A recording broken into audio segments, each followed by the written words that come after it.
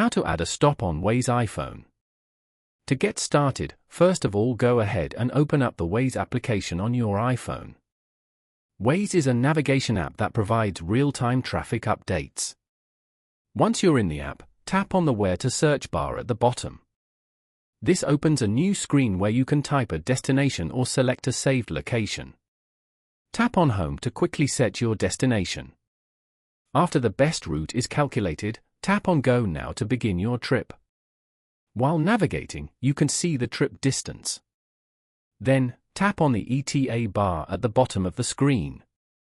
This opens your trip overview. After that, tap on the Stop option. Here, you can see options for adding common stops like parking, restaurants, or gas stations. You can also tap the search icon to find any specific address as a stop.